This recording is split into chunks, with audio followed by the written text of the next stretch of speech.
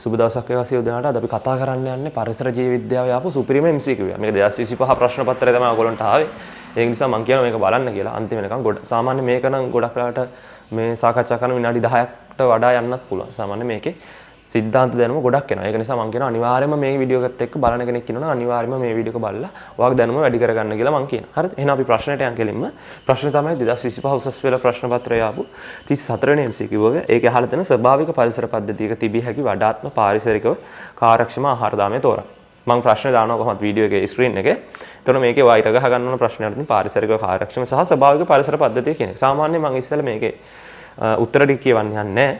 එතකොට සාමාන්‍යයෙන් මම ඉස්සෙල්ලා ළමෙක් කරන විදිහට මේක කරලා ඉන්න. ළමෙක් සාමාන්‍යයෙන් කරන්නේ මෙහෙම මේකේ කාර්යක්ෂම ආහාර දාමෙන්. එතකොට අනිවාර්යෙන් පෝෂි මට්ටම් ගන්න අඩු එක තමයි කාර්යක්ෂම එක වෙන්නේ. එතකොට ළමෙක් අනිවාර්යෙන් වැරදි විදිහට මුලින්ම පාලන උත්තර තෝරගන්න පුළුවන්. සාමාන්‍යයෙන් ඊට වඩා දැනුමක් තියෙන කෙනෙක් මෙහෙම තෝරගන්න පුළුවන්. සාමාන්‍යයෙන් මුවා දිවිය වෙන්න බෑනේ පාර. මේක ස්වභාවිකව කියන කැලලකුත් තියෙනවා. එතකොට ස්වභාවිකව මේ වගේ දෙයක් පරිසර පද්ධතියක නැහැ. එතකොට ඒ වගේ දැනුම තියෙන කෙනෙක් තෝරගන්නේ අනිවාර්යෙන් 2 හරි 4 හරි. හරිද? ඒකෙනුත් ගොඩක් කට්ටිය තෝරගන්න එන්නේ තෘණ සීබ්‍ර සයිබීරියානු කොටිය. මොකද සාමාන්‍යයෙන් තෘණ කනවා සීබ්‍රව කන්න පුළුවන් සයිබීරියානු කොටිය. නමුත් ඒක ස්වභාවික පරිසරය බැලුවට පස්සේ ඒක එහෙම වෙන්නේ නැහැ. ඒක වෙන්නේ නැති හේතුව මම ඔයාලට පස්සේ කියන්නම් මොකද කියලා. හරි.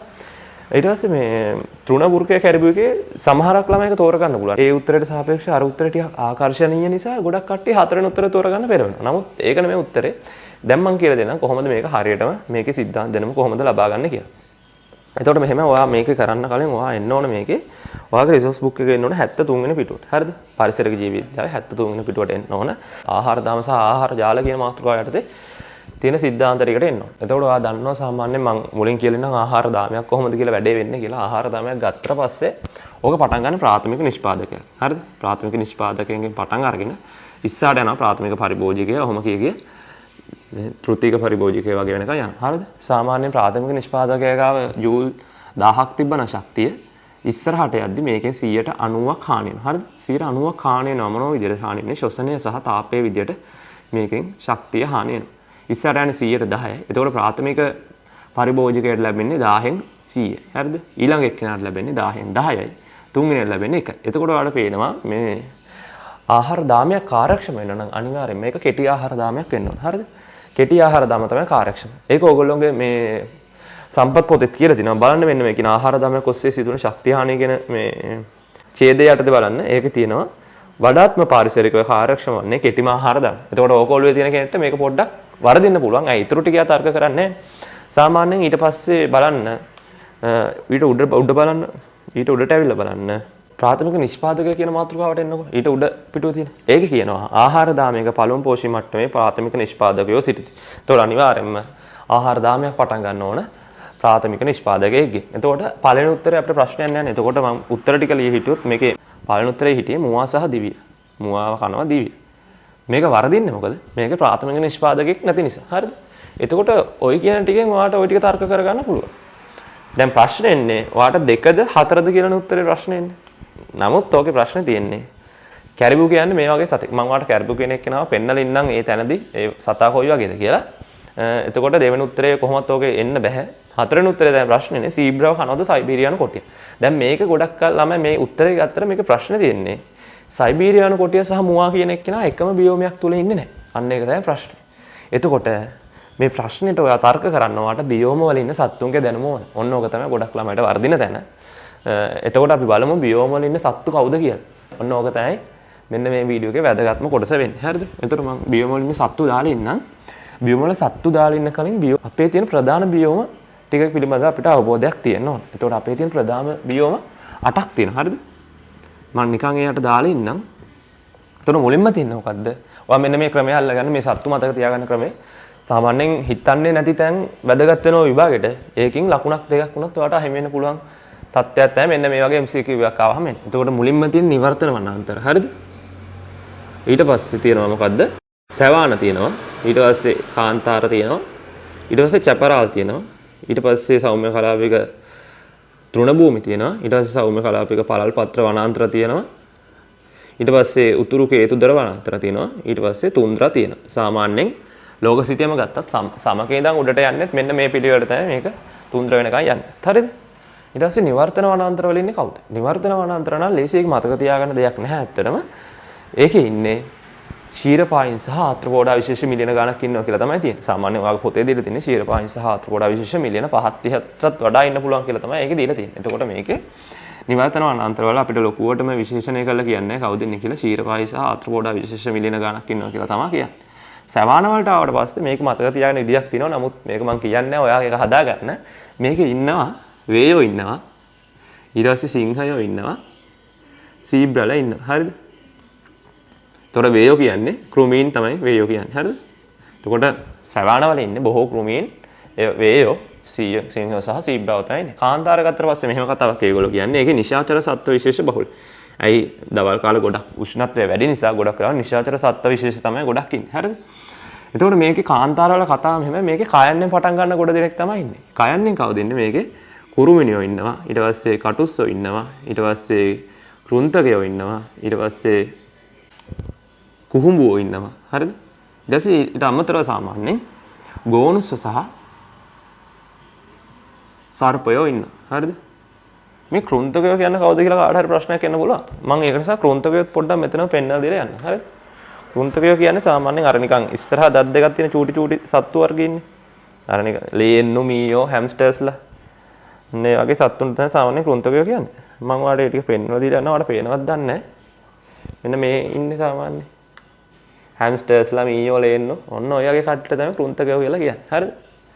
එතකොට මේ ප්‍රශ්නෙත් ඔයාලට හරි. එතකොට ඊළඟට අපිට කතා කරන්න තියෙන්නේ චැපරාල් ගැන. හරිද? චැපරාල් ගත්තට පස්සේ මෙහෙම කතාවක් තියෙනවා. චැපරාල්ගේ සාමාන්‍යයෙන් මෙහෙම. චැපරාල් කියන එක අනිත් පැත්තට ගියොත් ඒක නිකන් පචරාල වගේ. එතකොට මෙයා සාමාන්‍යයෙන් දේවල් කියන්නේ කොහොමද?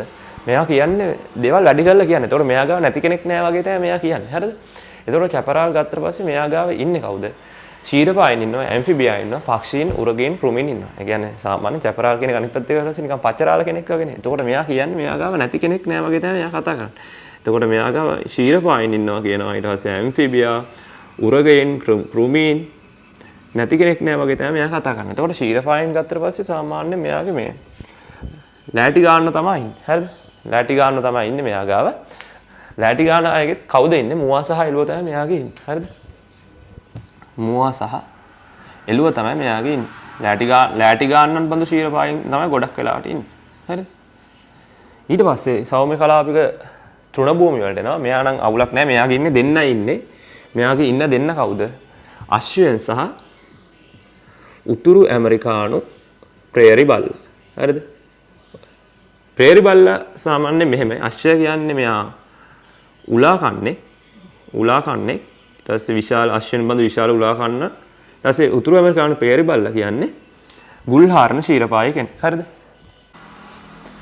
ඊට පස්සේ අපි යනවා මේ සෞම්‍ය කලාපික පළල් පත්‍ර වනාන්තර වලට. ඒකේ ඉන්නේ දෙන්නයි. ඒකේ දෙන්නේ කියන්නේ එහෙම දෙන්නෙක් නෙමෙයි ඉන්නේ. ඒකේ ඉන්නේ පක්ෂීන් සහ ශීරපායින් කියලා තමයි අපිට දීලා තියෙන්නේ. හරිද? පක්ෂීන් සහ ශීරපායි. හරි? ඊට පස්සේ උතුරු කේතුදර අනාන්තර වලට ආවරස මේ වගේ කතාවක් තියෙනවා. ඒකේ ඉන්නේ ටිකක් අර මේ විශේෂණ පද දාපු කට්ටිය තමයි ඉන්නේ. ඒතකොට මේකේ ඉන්නේ 3 දෙනෙක් ඉන්නවා. මේකේ ඉන්න 3 දෙනා කවුද? උතුරු ඇමරිකානු ගෝන. හරිද? උතුරු ඇමරිකානු ගෝන. හරිද? ඊට පස්සේ ඉන්නේ කවුද? සයිබීරියානු කොටිය. හරිද? ඊට පස්සේ ඉන්නවා කවුද?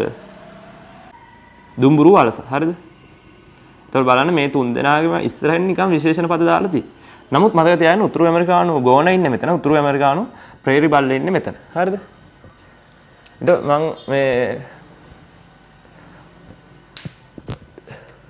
මම ඔයාලට උතුරු ඇමරිකානු ප්‍රේරි බල්ල පෙන්වලා හිටියේ නෑ නේද? උතුරු ඇමරිකානු ප්‍රේරි බල්ල කියන්නේ මෙන්න මේ වගේ කෙනෙක්. මෙයා සාමාන්‍යයෙන් බල්ලෙක් වගේ උනාට චූටි. හරිද? මෙන්න මේ ඉන්නේ.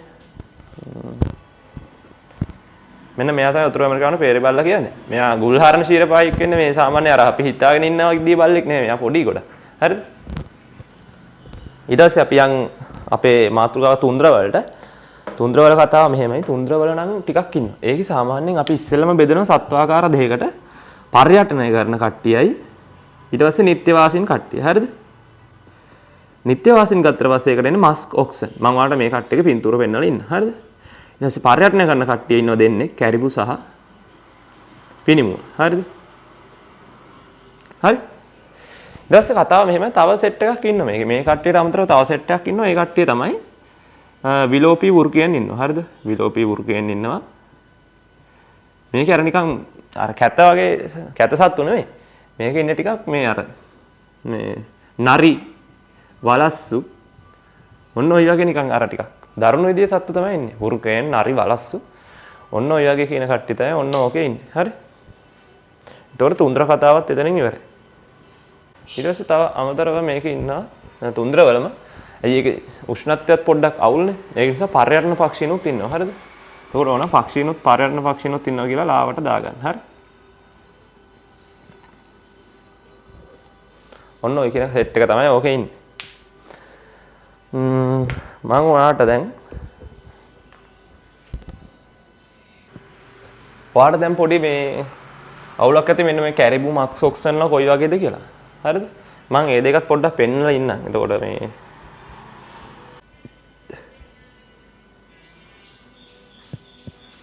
මේ ඉන්නේ කැරිබු. හරිද? නිකන් ගෝනෙක් වගේ ටයිප් එකක් තියෙන්නේ. එතකොට මෙයත් මේ අර ශාක භක්ෂකයෙක් තමයි මෙයා. හරි? පිනිමුවා නම දැකලා තියෙන පිනිමුවා පෙන්වන්න ඕනේ නැහැ. හරිද? මෙන්න මේ ඉන්නේ මස්ක් ඔක්සන්. හරි? අර නිකන් ලොකු එක හරකෙක් වගේ. ප්‍රශ්නේ තමයි මේ ඔක්කොම මේ ශාක භක්ෂක. හරි? එතකොට ඔයාට අර උත්තරෙත් අයින් කරගන්න පුළුවන්. මේ දෙවෙනි උත්තරේ මතකද මේක යාව. මේ දැන් අපි ප්‍රශ්නෙට යන් ඉස්සෙල්ලා. හරිද? ප්‍රශ්නේ මතකද මේ දෙවෙනි උත්තරේ තිබ්බා තෘණ වෘකය කැරිබු කියලා උත්තරේ. එතකොට ඒකේ මේ වෘකයව කන්නේ නැහැ කැරිබු කොහොම? ඒ පැත්තෙන් ඔයාලට තර්ක කළා ඒ උත්තරේ අයින් කරන්න පුළුවන්. කැරිබු කියන්නේ ශාක භක්ෂකෙක්, වෘකය කියන්නේ මාංශ භක්ෂකෙක්. හරි? එතකොට එහෙම තර්ක කළත් ඒක අයින් කරගන්න පුළුවන්. ඊට පස්සේ තව කොහොමත් ඒක අයින් කරගන්න පුළුවන් විදිහක් තමයි මේ තෘණ කන්නේ නැහැනේ වෘකය. සාමාන්‍යයෙන් පළමු එක්කෙනා ප්‍රාථමික නිෂ්පාදකය අනුභව කරන්න ගොඩක් වෙලාවට ශාක භක්ෂක. ඔයාගේ මේ ඔයා දැන් එන්නකො සම්පත් පොතට ඒකේ එන්න ඔයා එන්න ඒකේ අර ආහාර දාම වල මුල්ම ටිකට ප්‍රාථමික පරිභෝජකය. ප්‍රාථමික පරිභෝජකයන් ඒකේ මේ මාතෘකාව යටතේ ඒගොල්ලෝ කියලා තියෙයි ප්‍රාථමික පරිභෝජකයෝ සාමාන්‍යයෙන් ශාක භක්ෂකයෝ. ඇල්ගේ සහ බැක්ටීරියා අනුභව කරන්නන්ද විය හැකියි. හරිද? එතකොට ඒ වාක්‍යයත් ඔයාලා මතක තියෙන්න ඕනේ මේක ගනිද්දි. එතකොට ඒකත් ඒ උත්තරෙත් අයින් වෙනවා. ඊට පස්සේ තමයි අපි මෙන්න මේ කතාව ඕනේ. අපිට මෙන්න මේ ඉන්න සත්තු සෙට් එක ඕන වෙන්නේ හතරවෙනි උත්තරය අයින් කරගන්න. දැන් බලන්න මේ ඉන්න සත්තු ටික මම ආයෙ නිකන් කියලා හිටියොත් මොකද්ද වෙන්නේ කියලා. නිවර්තන වනාන්තර වල ඉන්නේ කවුද? ශීරපයින් සහ ආත්‍රපොඩා විශේෂ මිලියන ගණක් ඉන්නවා කියලා ඒගොල්ලෝ කියලා තියෙනවා. ඊට පස්සේ සවානා වල ඉන්නේ කවුද? ඒකේ ක්‍රූමින් ඉන්නවා. ක්‍රූමින් ඉන්නේ කවුද? වේයෝ ඉන්නවා. සිංහ සහ සීබ්‍රාව ඉන්නවා. ඊට පස්සේ කාන්තාර වල නිශාචර සත්ව විශේෂ බහුලයි. කයන්ෙන් පටන් ගන්න සෙට් එකක් හිටියා. කවුද? කෘන්තකයෝ හිටියා. කටුස්සෝ හිටියා. කුරුමිනෝ හිටියා. තව සර්පයන් සහ ගෝනුස්සන් හිටියා. හරිද? ඊට පස්සේ චැපරාල් ගත්තා. ඊට පස්සේ චැපරාල් කියන්නේ පචරාල කෙනෙක් වගේ නේ. එයා ඒතකොට කියන්නේ මෙයාගේ ගාව නැති කෙනෙක් නෑ වගේ සීන් එකක් තමයි කියන්නේ. ඒතකොට ශීරපායින්, උරගේන්, පක්ෂීන්, කෘමීන්, උභයජීවීන් එන සෙට් එකක් එයා ගාව හිටියේ. ඒ වගේම තමයි මුවා සහ එළුව කියන ලෑටි ගන්නොත් එයා ගාව හිටියා.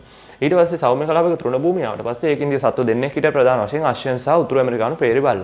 ඒතර අශ්වය කියන්නේ උලාකන්නේ උතුරු ඇමරිකානු පේරි බල්ල කියන්නේ කවුද? ගුල්හාරණ ශීරපාය කෙනෙක්. ඊට පස්සේ කවුද සෞම්‍ය කලාපයක පළල්පත්‍ර වනාන්තර වලට ආවා.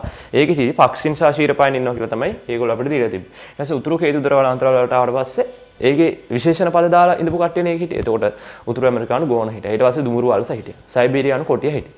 ඊට පස්සේ තුන්දර වලට ආවට පස්සේ ඒක වර්ග දෙකක් හිටියා. පර්යටන සහ නිත්‍යවාසීන් කියලා. පර්යටන කට්ටිය කවුද හිටියේ? කැරිබු සහ පිනිමුවා. ඊට පස්සේ මේ නිත්‍යවාසීන් විදිහට කවුද හිටියේ? මස් ඔක්සන්. හරිද? මෙන්න මේ කියන තුන් දෙනාම ශාක භක්ෂකයෝ කියලාත් ලාවට මතක තියාගන්න. එතකොට ඔයාලට මේකෙන් ඊළඟට MCQ එකක් આવත් වර්ධින්න තියෙන ගතිය අඩු වෙනවා. හරිද? ඊට පස්සේ තව අමතරව විලෝපී වෘකයන්, නරි, වලස්සු සහ පක්ෂීන් මේක හිටිය පර්යටන පක්ෂීන්. හරිද? දැන් එතකොට මේකේ මේ MCQ එකේ එන්නකො මේ හතරවෙනි වර්ණයට බලන්න ඒකේ තියෙනවා තෘණ සීබ්‍ර සයිබීරියානු කොටිය. බලන්න මෙන්න මම මේ රවුම් කරන දෙක බලන්න. මෙන්න සීබ්‍ර ඉන්නේ කොහෙද? සවානාවල. හරිද? ඊට පස්සේ සයිබීරියානු කොටිය මේ ඉන්නේ කොහෙද? එයා ඉන්නේ උතුරු කේතුදර වනාන්තරවල. එතකොට දැන් මේකේ මතකද මේ ප්‍රශ්නේ මුලින්ම කියලා ස්වභාවික පරිසර පද්ධතිය. එතකොට ස්වභාවික පරිසර පද්ධතියක සීබ්‍ර සහ සයිබීරියානු කොටිය ඉන්නේ තැන් දෙකක. එතකොට ලෝකේ තැන් දෙකක ඉන්න කෙනෙක් මේක වෙන්න පුළුවන් කමක් තියෙන්නේ නෑනේ. එතකොට ඒකත් වරදිනවා. එතකොට 1 2 4 කියන පිළිතුරු තුනම ඉවත් වෙලා යනවා. හරිද? ඊට පස්සේ අපි එනවා මොකටද? 3 5. අන්න දැන් අපිට තියෙනවා 3ද 5ද උත්තරේ කියලා. හරිද? බඩිරිඟු මීයා. සර්පය බකමෝ. හරිද? හරි. එතකොට උත්තරේ මේකේ ගන්න තියෙන්නේ මොකෙන්ද? කෙටිම ආහාර දාමය තමයි වඩාත්ම කාර්යක්ෂම. එතකොට පස්වෙනි එකට සාපේක්ෂව තුන්වෙනි එකේ තියෙන පෝෂි මට්ටම් 4ක ආහාර දාමයක්, කරක පෝෂි මට්ටම් 5ක එකක්. එතකොට හිතන්න දෙයක් නැහැ. උත්තරේ බඩිරිඟු මීයා සර්පය බකමෝ. අවුලක් නැහැ නේ. ඒක වෙන්න පුළුවන් නේ සාමාන්‍ය ස්වභාවික පරිසර පද්ධතිය වෙන්නත් පුළුවන්. පෝෂි මට්ටම් ගන්නත් අඩු. හරිද? එතකොට පිළිතුර වෙන්නේ 3. හරිද? ඔන්න ඔහම තමයි ඔක තර්ක කරන් තියෙන්නේ. දැන් ඔයාලට මේ MCQ එක කරපුවෙන් මෙන්න මේ ඉන්න සත්තු සෙට් එකක් මතකයි. අර ආහාර දාම සහ ආහාර ජාලවල කතාවේ තියෙන පොඩි සිද්ධාන්ත කරුණු මතකයි. එහෙනම් වීඩියෝ එක අන්තිම වෙනකම් බලපු ඔයාලට ගොඩක් thank you. ඊළඟට ඉස්සරහටත් මේකත් එක සෙට් වෙලා ඉන්න. එහෙනම් හැමෝටම ජය වේවා.